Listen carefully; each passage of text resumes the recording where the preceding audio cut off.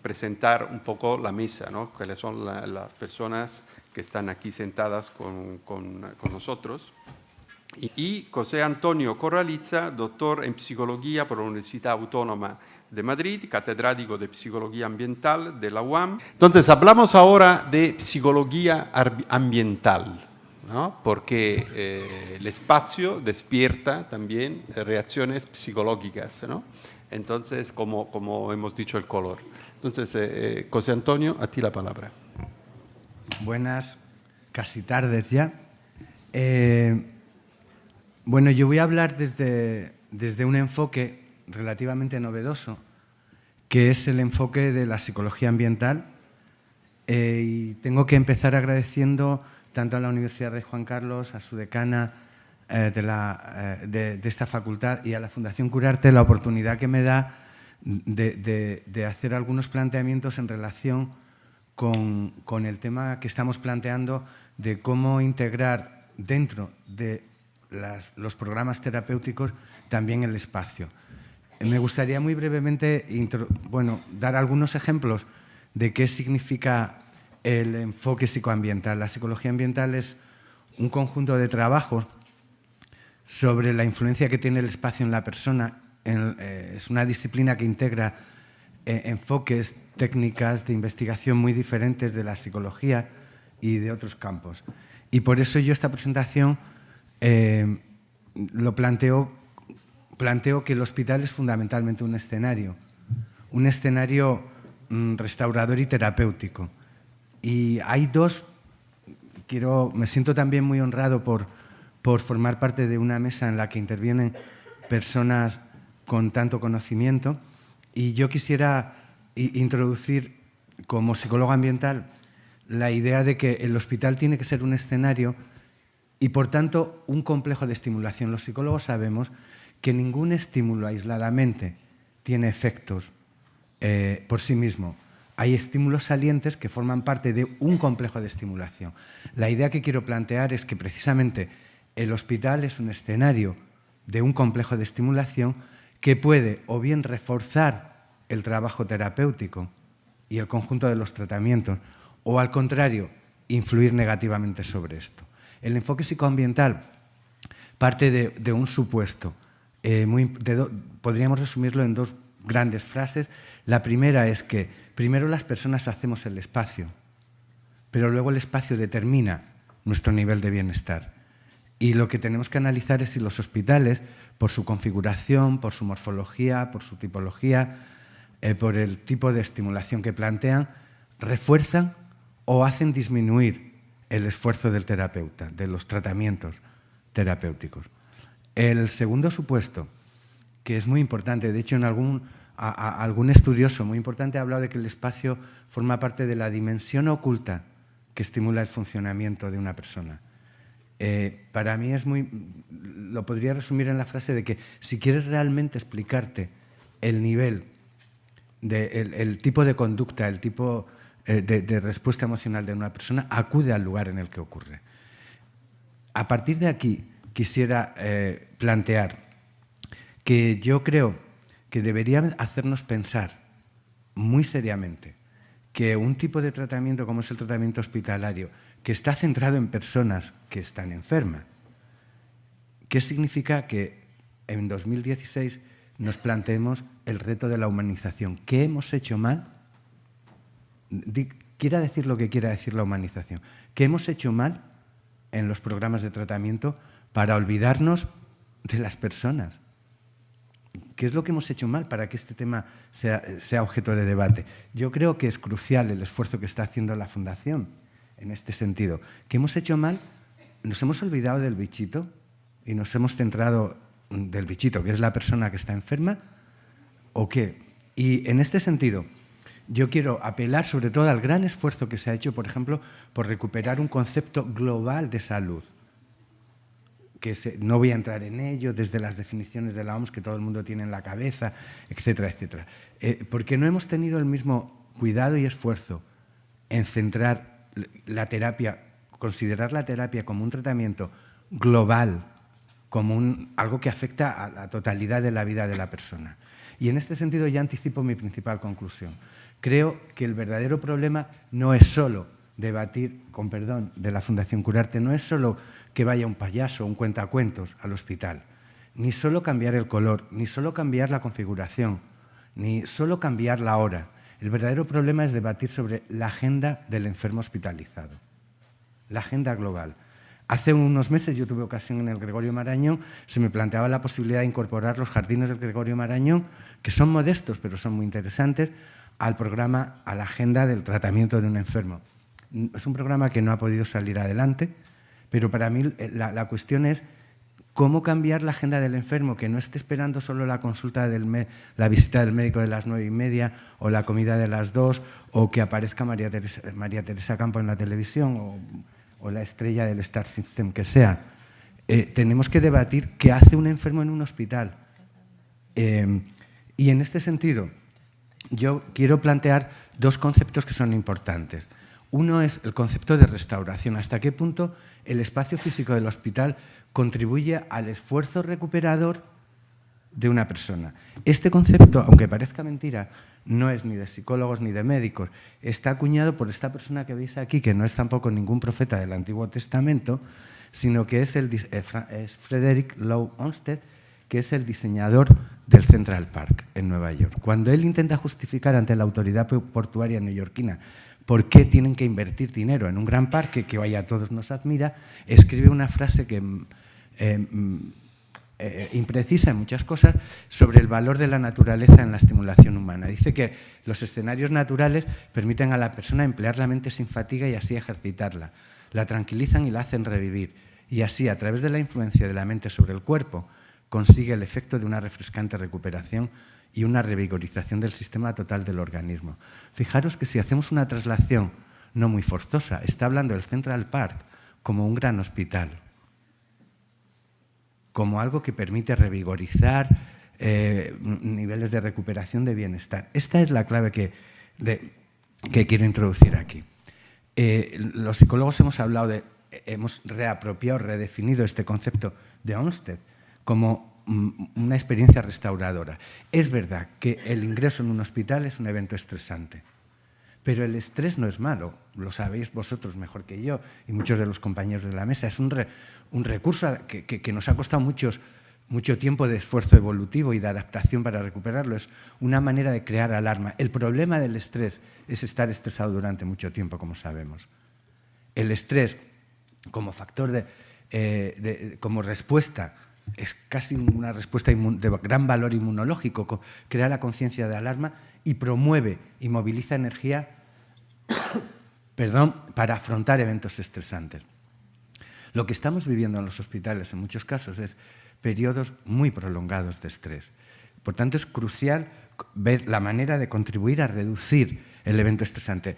El estrés depende, como se puede ver en esta transparencia, por la que me disculpo porque viola todas las normas de las pedagogías de la transparencia, pero quería sintetizar muchas cosas y si alguien está interesado, la transparencia, el contenido se queda aquí.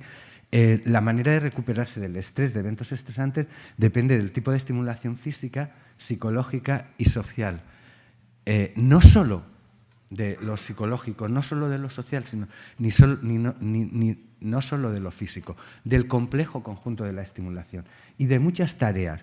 Por ejemplo, se ha comprobado en investigaciones muy variadas que pasear contribuye a reducir el estrés y lo podéis observar incluso en la literatura de la generación del 98. Muchos versos de Machado son grandes poemas, grandes paseos por entornos. Pasear, correr, hacer ejercicio, la meditación, el cuidado de otros, de plantas, por ejemplo, conducir.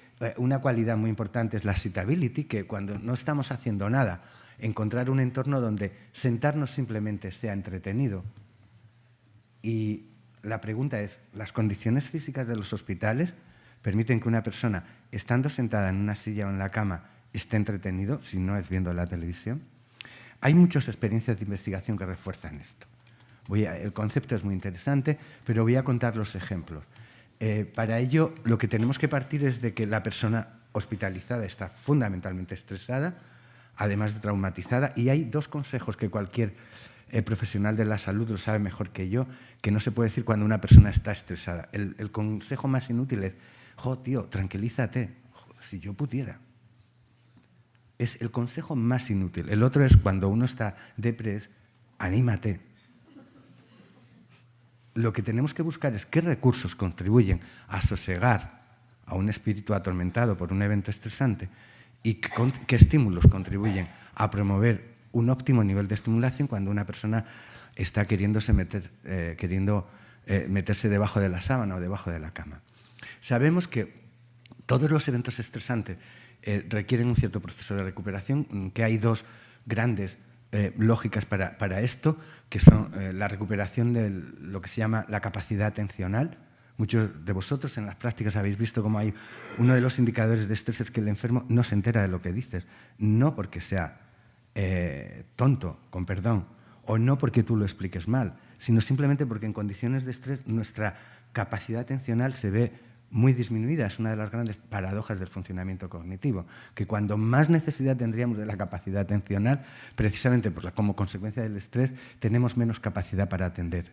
La segunda es el deterioro del sistema emocional, no solo medido a través de emociones que Marañón llama emociones en sí, sino emociones para sí, es decir, de la actividad del sistema nervioso. Vamos a ver algunos ejemplos tomados. La teoría más importante es de un autor que se llama Ulrich. Ulrich, por ejemplo, hizo un estudio con personas hospitalizadas de un traumatismo que es relativamente leve, como puede ser una operación de vesícula, con posoperatorios relativamente ligeros y con técnicas quirúrgicas no muy obtrusivas. Analizó la respuesta ante esta operación de personas en condiciones de salud comparable. La única diferencia es que estas personas el hospital era un edificio tipo libro, no sé si os hacéis una idea de estos edificios que son, una parte del edificio tiene ventanas que dan a un jardín y la otra parte del ese mismo edificio da a la fachada del otro edificio, son edificios en diagonal. Efectivamente, el enfermo ya operado tenía una ventana que daba al jardín o a la fachada del otro edificio. Lo que mostró es que en el proceso posoperatorio, el enfermo cuyas ventanas daban al jardín, es decir, tenía una visión más amplia, era capaz de sentir, por ejemplo, los ritmos del día, de la noche, del sol, y estaba también un entorno natural, como se ha dicho antes. Las estancias hospitalarias posoperatorias eran más cortas, tenían menos complicaciones, pedían menos analgésicos y no me digáis por qué. Bueno, sí, pensad sobre ello. Las personas tenían una opinión mucho más positiva de la asistencia que habían recibido del personal del hospital. Porque el ambiente no es solo una estructura física, es una estructura sociofísica. Las vistas de la ventana ayudaban a recuperarse antes del evento estresante. Hay otras investigaciones, hay muchas más investigaciones. He puesto esta de Ulrich porque es paradigmática, pero hay un estudio, por ejemplo, de imágenes de paisajes combinadas con sonidos naturales en una sala de espera de personas que estaban esperando hacerse una broncoscopia, y el estrés vivido por las personas era mucho menor cuando los paisajes y los sonidos eran naturales que cuando no había este tipo de estimulación. O la utilización de plantas de interior, una investigación de hace 8 o 10 años de Park y Matson que avala esto. Incluso el cuidado de la planta de interior. Ya sé que las normas de régimen interior lo impiden cuidar plantas en las habitaciones, pero en las zonas comunes no. O el que haya jardines accesibles, como lo tienen muchos de nuestros hospitales. Antes he hablado del caso de Gregorio Marañón.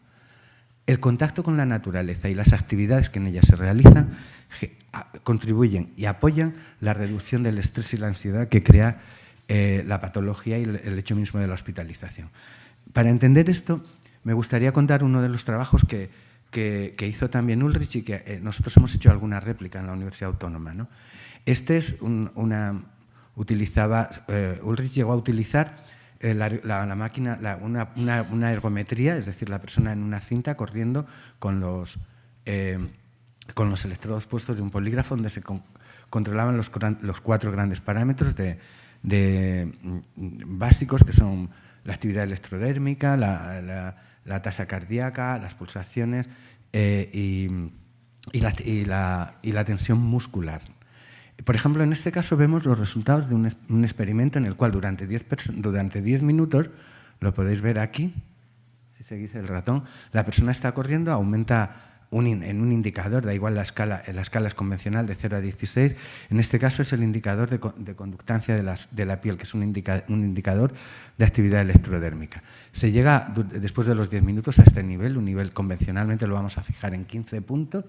El problema, hemos inducido un cierto nivel de estrés fisiológico, el problema es cuánto tiempo tardamos en recuperar el nivel basal. Para ello, la persona aún conectada al polígrafo se le sienta en una sala de espera para ver el tiempo que tarda en recuperarse de la inducción de este parámetro de estrés fisiológico. Para ello se le ponen diaporamas distintos, en uno contempla escenas de naturaleza, en otro contempla escenas de calles peatonales, de urbanismo, digamos, duro, y en otro calles también, pero con tráfico. Lo que vemos es que en 7 minutos prácticamente la persona, si contempla escenas de la naturaleza, se recupera el nivel de conductancia de la piel previo a la inducción de estrés. Por el contrario, si contempla otro tipo de escenas, a los 7 minutos está a la mitad del proceso de recuperación. Otro indicador, en este caso, es las pulsaciones. Como vemos, cuando se contemplan escenas de naturaleza, lo veis aquí en la curva, en 7 minutos prácticamente hemos recuperado el nivel basal. Incluso cuando se contemplan otro tipo de estímulos, de tráfico, calles peatonales, lo que estamos incluso estresándonos aún más. Este es el indicador de la tensión muscular, como prácticamente en 4 minutos hemos recuperado el nivel basal y contemplando otro tipo de escenas, en los 4 minutos estamos a mitad del proceso de recuperación, incluso estresándonos aún más. Y este es el indicador para la evolución de la tasa cardíaca, donde vemos que el patrón que más se adecua es cuando se contemplan escenas de naturaleza, incluso contemplar escenas de calles peatonales, de urbanismo duro y tráfico es aún más nocivo. Lo cual quiere decir que la respuesta total del organismo y su capacidad inmunológica depende en gran medida también del nivel de estimulación. Y, por tanto, fijaros que en el estrés no es importante solo el tiempo es muy importante. Sabemos las consecuencias que tiene estar estresado durante mucho tiempo por todas las sustancias que los neurotransmisores colocan en el sistema sanguíneo y que endurecen las arterias, etcétera, etcétera, si no se agotan suficientemente. Nuestro nivel de respuesta ante el estrés está inadaptado para el tipo de eventos que producen el estrés ahora. Está más adaptado a lo mejor para hacer frente a la confrontación con un león que nos amenaza y no tanto al susto que nos llevamos cuando alguien se salta un stop justo delante de nosotros, ¿no? Por ello es por lo que tenemos que ver también qué es lo que hace que tengamos mayor capacidad para afrontar eventos estresantes. Hay muchas teorías, pero voy a comentar también otro dato sobre esto. Es un estudio que hemos hecho con niños en contextos naturales para ver cómo funciona. Medíamos el nivel de naturaleza cercana a su domicilio y paralelamente pasábamos una escala a los mismos niños de estrés percibido. En este caso voy a presentar los datos de un estudio que realizamos en Dublín, en una ciudad no muy grande y en una zona rural del entorno de Cair. Veíamos que clasificábamos a los niños en 3 niveles de naturaleza cercana, medido a través de indicadores objetivos. Por ejemplo, el tiempo que se tarda en llegar a un parque, si tienen jardín propio, las vistas de la casa, etcétera, etcétera, ¿no? Estos son ejemplos, por ejemplo, de casas de naturaleza cercana alta en la ciudad de Dublín, de naturaleza cercana media y de naturaleza cercana baja. También medíamos el nivel de naturaleza cercano en el colegio. Esto es un ejemplo de un patio de colegio de naturaleza, ya termino, de naturaleza cercana baja.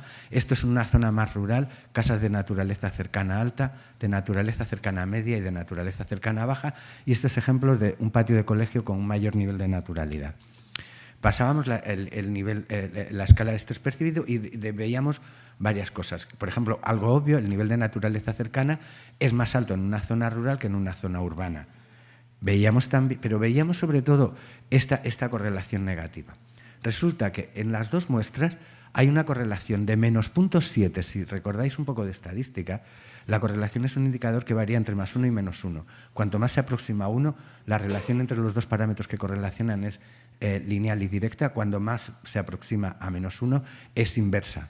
¿De acuerdo? Es decir, a más de una cosa menos de otra. Aquí vemos que la correlación entre nivel de estrés percibido es prácticamente, si lo regresionamos, es inversa, es de menos 0,7.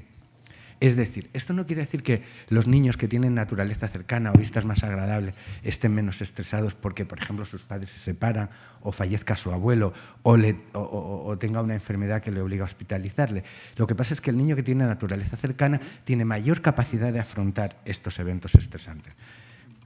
Hay otras investigaciones y otras líneas de investigación, pero a mí me gustaría concluir básicamente en que es muy importante en el entorno sociohospitalario evaluar los parámetros de privacidad y de intimidad. La capacidad que tiene un enfermo de controlar el acceso de otros al territorio del propio yo es crucial. En segundo lugar, como decía al inicio, el debate sobre la agenda diaria del enfermo, tanto en casos de hospitalización breve como en casos de hospitalización de larga duración. Antes se nos ha hablado de lo importante que es cambiar la hora de tomar las constantes matutinas, ¿no? Pues ese podría ser un buen ejemplo, pero eso solo no hace nada. En segundo lugar, incluir en el diseño elementos que promuevan la personalización y la apropiación del espacio, que permita, yo qué sé, desde cuidar una planta, por ejemplo, como decíamos antes, hasta poner la foto de alguien importante para ti. Y establecer programas de monitorización y seguimiento de los programas de evaluación del impacto del espacio en los procesos de recuperación. Hay más cosas de las que hablar, pero fundamentalmente, y por concluir, cuando hayáis olvidado todo lo que os he contado, recordar que es muy importante que aquello que no nos damos cuenta que influye en nuestra vida probablemente es lo que influye de manera más incisiva. Y uno de estos parámetros de cuya influencia tendemos a ignorar es precisamente la influencia del espacio y del papel que la configuración del espacio tiene en el programa total de tratamiento terapéutico de un enfermo hospitalizado. Nada más, muchas gracias.